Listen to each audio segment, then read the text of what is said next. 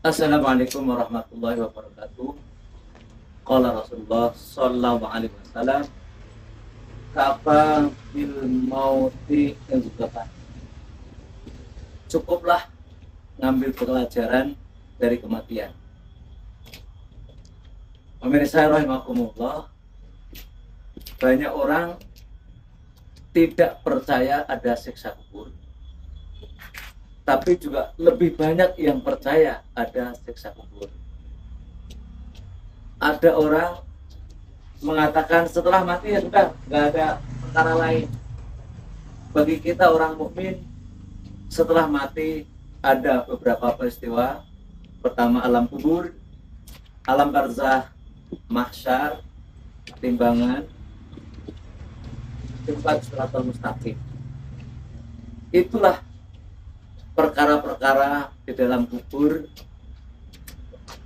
barzah, mahsyar, dan jembatan siratal mustaqim. Itu yang harus dilalui orang setelah mati. Hadirin rahimakumullah, mati adalah niscaya terjadi pada siapapun.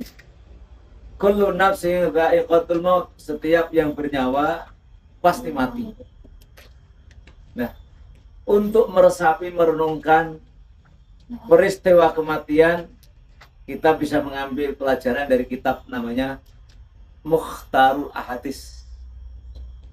Dalam kitab Mukhtarul Ahadits, ketika orang sudah mau meninggal, sebelum sakaratul maut, Israel dengan pasukannya mendekati si mayit, maka terjadilah proses kematian, dimulai dari mengurut nyawa dari jempol kaki, ibu jari kaki, kemudian sampai kepada mata kaki.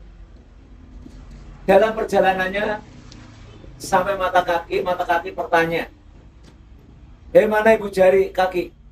Mau kemana kamu?" Dia bilang, "Saya mau mati. Salam untuk kamu." Kemudian dari jempol naik lagi kepada lutut. Dia pamit ke lutut, ngasih salam. Assalamualaikum. Assalamualaikum, hai lutut. Kata lutut, waalaikumsalam. Kamu mau kemana?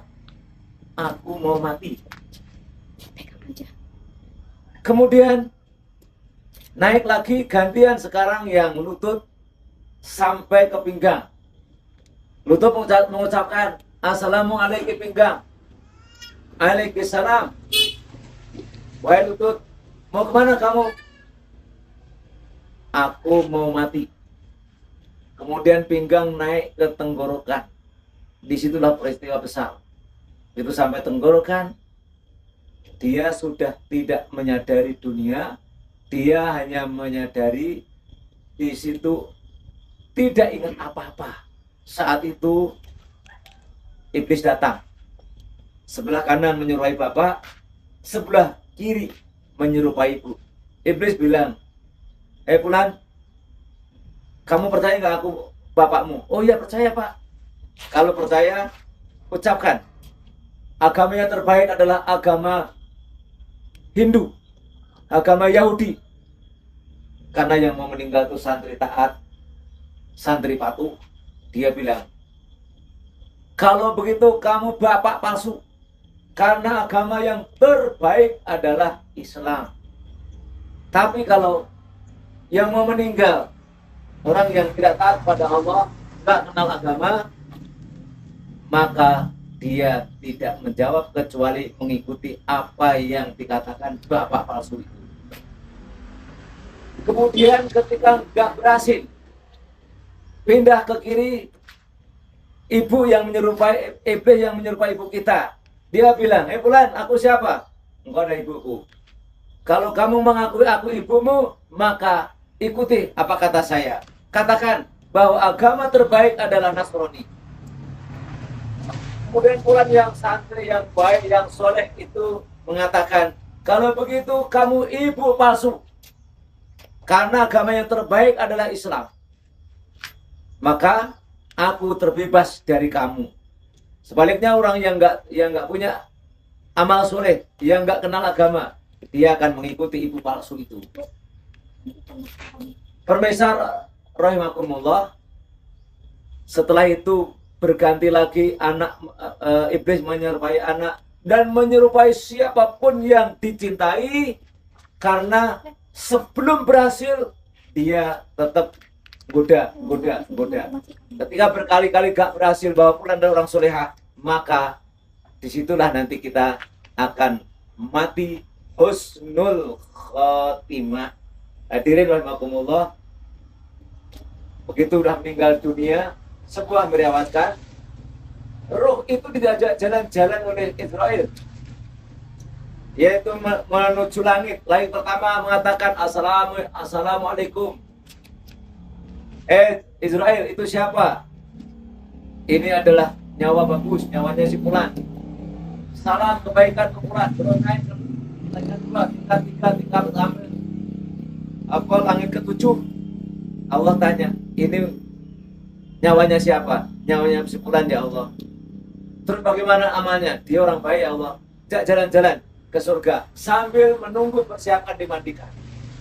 Begitu sudah dimandikan, ruh dikembalikan ke mayatnya, disuruh menyaksikan bagaimana mayatnya itu dimandikan. Artinya siapapun boleh memegang, siapapun boleh menggosok-gosok, siapapun boleh mendekati. Kemudian setelah itu disolatkan, nyawanya ditaruh antara kapan dan jasadnya. Kemudian setelah disolatkan dibawa ke kuburan. Inilah menghadapi peristiwa. Kata Rasulullah SAW, al-qabru raudhatun min riyadil jinan. Kuburan itu adalah taman dari taman-taman surga. Wa hufratun min hufalin niran. Kuburan adalah lubang neraka dari neraka. Oleh karena itu, hadirin, peristiwa yang kita kenal datang saat itu dia bingung. Begitu orang sudah pulang 7 langkah dari lubang dia, kubur dia, maka datang munkar dan mangkir. Kemudian Fulan tadi didudukkan, begitu membuka matanya dia bingung, ini di mana? Tengok kanan nggak ada orang, tengok kiri nggak ada orang, tengok depan nggak orang, tengok belakang ada orang. Tapi kalau dia beriman, dia dikasih cahaya yang sangat terang yang berwarna hijau.